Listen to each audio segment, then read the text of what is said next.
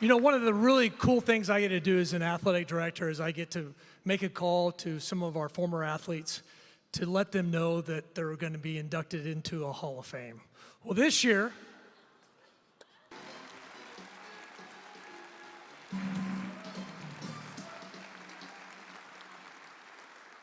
Everybody can hear me? Oh, yes, I'm doing it right. It's so funny because I used to be in these seats and I used to have the jersey on.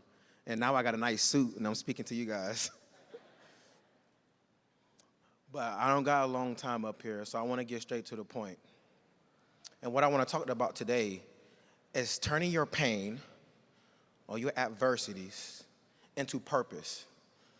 Because being a knight, and I'm at the age now where I'm able to understand how important it was to turn my pain into purpose. And for those of you who don't know, because I just heard that we got 50 new players, so I don't know if all of you guys know, but I was born with ambiotic band syndrome.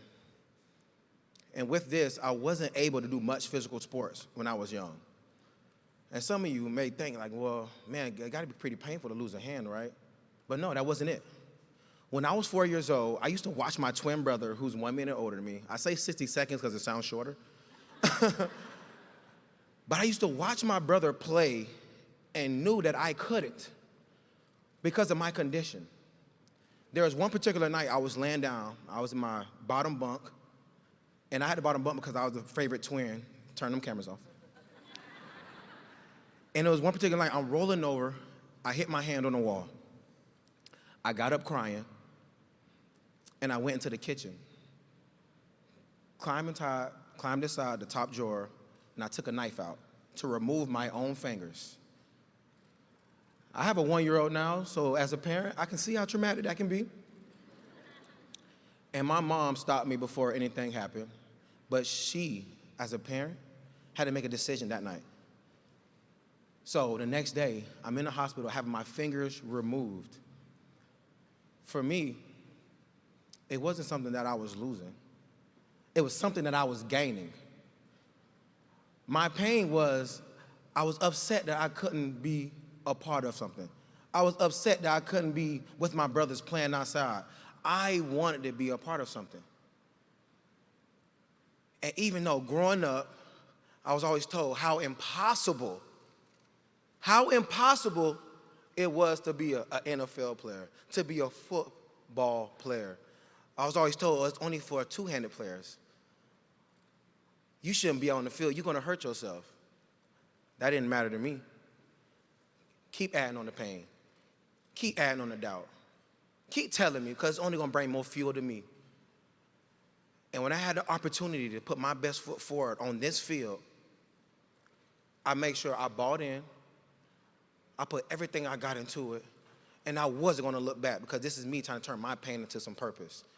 And I want to make sure that we all listening right now, by a show of hands, who experienced pain or any adversity in their life? Wow, everybody? But one thing I was told growing up is pain is temporary, right? Pain is temporary. And it can be times that some people can have that pain and let it manifest in themselves. They feel sorry for themselves. They feel doubtful for themselves. They feel uncertainty.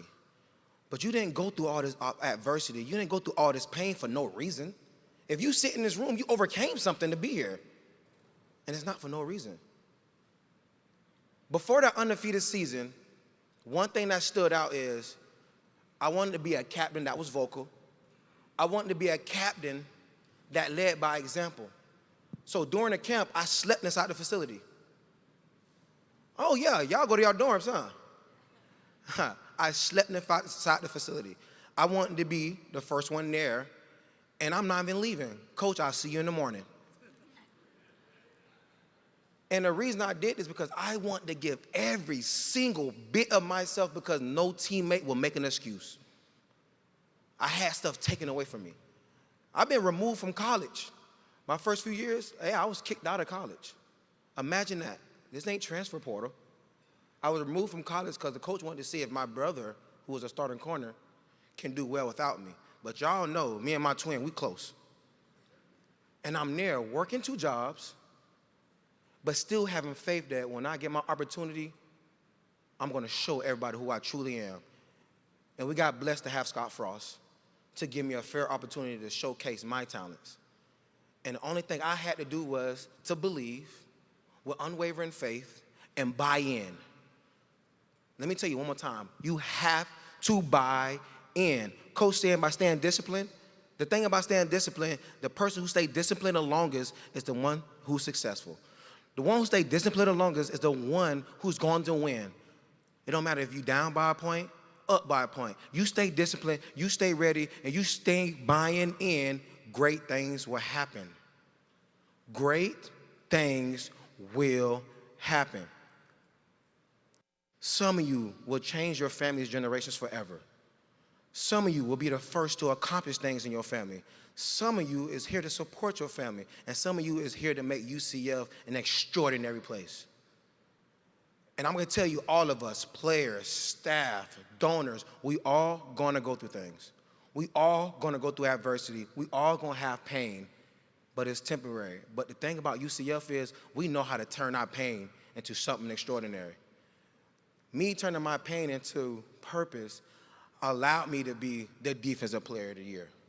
Me turning my pain into purpose allowed me to go into the NFL Combine and being the fastest linebacker in history. Yeah, in history. Thank you.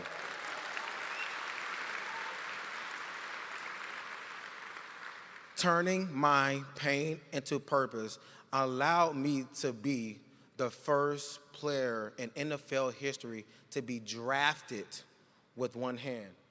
Remember I just told y'all, everybody say it was impossible. Well, it ain't no more.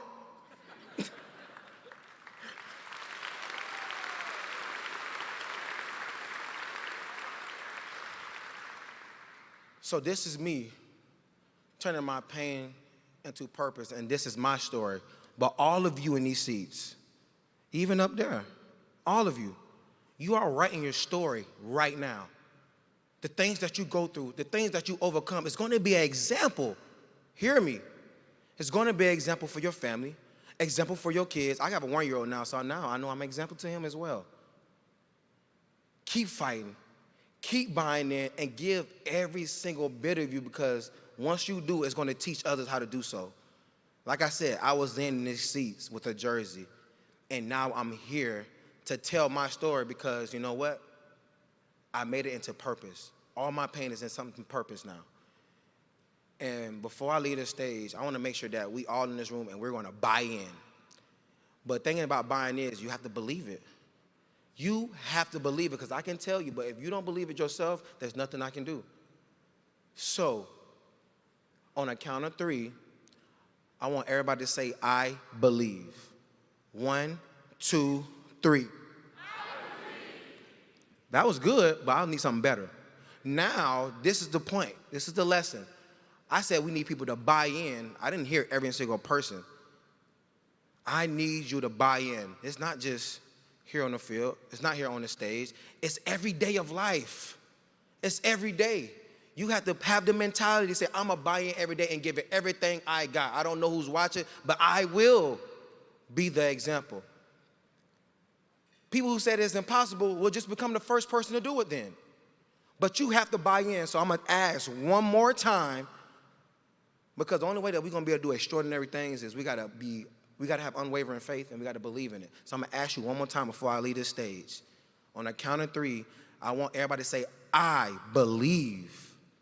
1, 2, 3. I believe.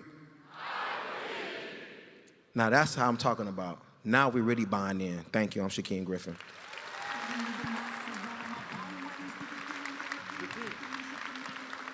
Shaquem, hang on a second. Come down a little bit.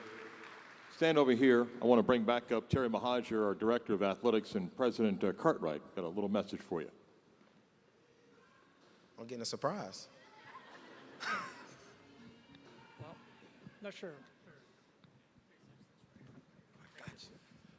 Was that an amazing testimony? Let's give him a hand of applause. Round of applause. Thank you so much. Amazing.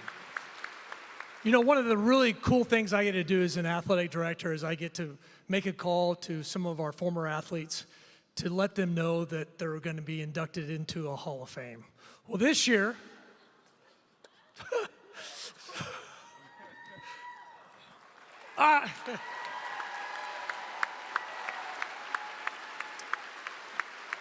on behalf of the selection committee, I am proud to let you know you were selected to join this year's 2024 UCF Athletics Hall of Fame.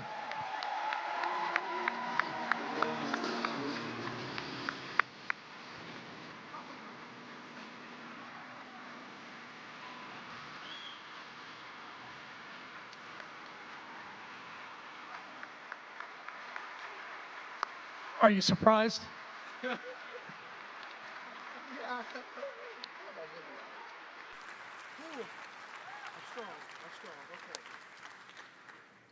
get the mic?